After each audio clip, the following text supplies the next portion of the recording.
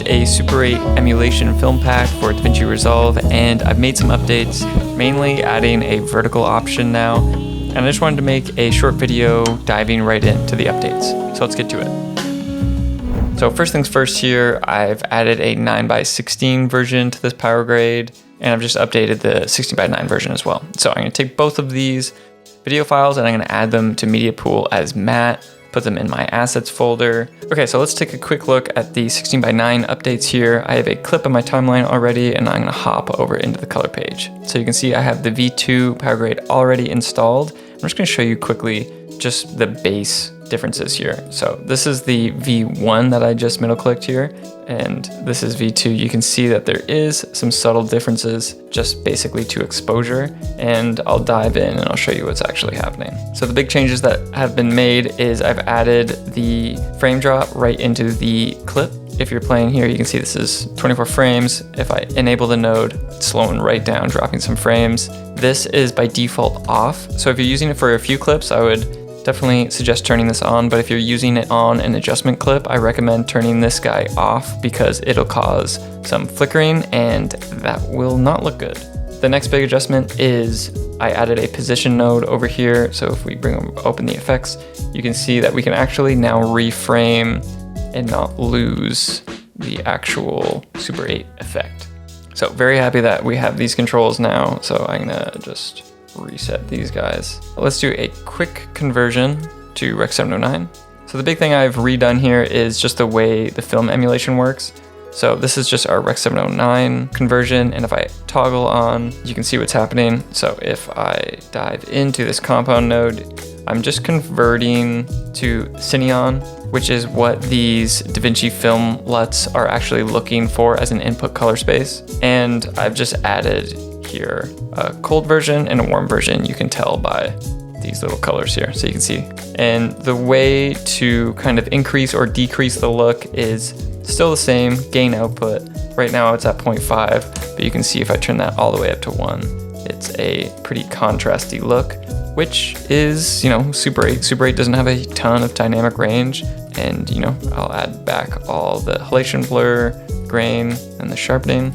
And if we turn on our film and go over to color 2 and really push our highlights and our shadows down, something quick, nothing crazy, just to really blow out the highlights in the blacks on either end. And I might even desaturate this a bit as well. So this is a result of what we just did. I'm really stoked with these new controls, and I want to show you the vertical stuff. So let's move on.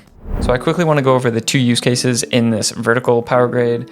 So here's the clip that we were just working with, 16:9 in a vertical timeline. So right now, if I apply it, it's gonna look super wacky. And that's because my timeline settings are wrong. So you can either do it one of two ways depending on how you're working. If your entire timeline is gonna consist of 16:9, I would recommend just coming up to timeline settings, and we're gonna stretch the frame to all of the corners.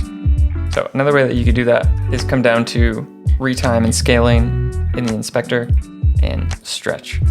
If you're working with some vertical clips or just mixed media throughout your timeline, but I would recommend just doing your timeline settings to stretch, and I'll show you why in a second. So our clip is set to stretch.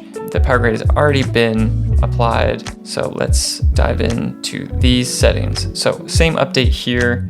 So we have our same film stock over here and our LUT. So let's just turn on our CST, come into Sony S-Log3.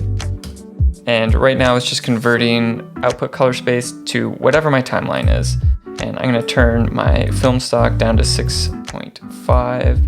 And this isn't a great frame because it's cropping to the center of the frame. So I've added a position node here. So if we pop open to the effects, now you can use and reframe to what you actually want to look at. Maybe we want to zoom in to this guy's little face right here, And that is our 16:9 vertical template right here. And same thing up here, you have that frame drop if you want to lose some frames right on the clip. But again, this is defaulted off. So if I just jump over to this vertical clip here, so I've shot this vertically and it's on my timeline, and I copy over my settings It's all wacky because I actually shot this 9x16, so the clip is natively vertical. So there's another node right here, and you'll notice it has a camera 9x16, and that is how I shot it. So we're gonna turn that on, and you'll notice here that it straightened itself out. So this is before, and this is after, and I'm gonna use my position node again to just position it where I want it to. So we'll move this up a bit. And you'll still find the edges of frames, but just a nice smooth way of getting some vertical content if you want to post to TikTok or Instagram Reels. And this was all created because of a comment that I got that people wanted to use it on Instagram stories. So the download link is in the description.